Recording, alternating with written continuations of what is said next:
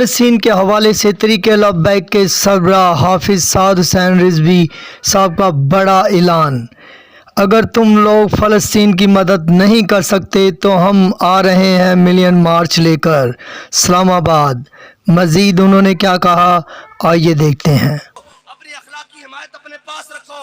محمد عربی کے غلاموں کو بم چاہیے، غوری دے سکتے ہو، شاہین دے سکتے ہو تو جاؤ، ورنہ چپ کر بیٹھو، ورنہ ہمارے زخموں پر مزید نمک نہ چھڑو۔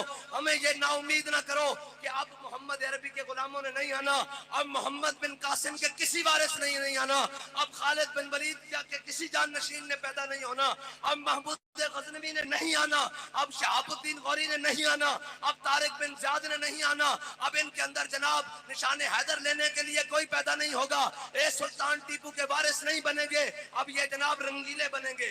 ان کو امریکہ کے اندر ان کی پینٹیں اتروا کر ان کی تلاشیاں لی جائیں گی۔ وہ بات کریں ہمارے بارے میں، اگر فلسطین کی حمایت تم بچو یہ سمجھتے ہو کہ یہ جرم ہے تو ہم ملین مارچ کرنے اسلام آباد آ رہے ہیں۔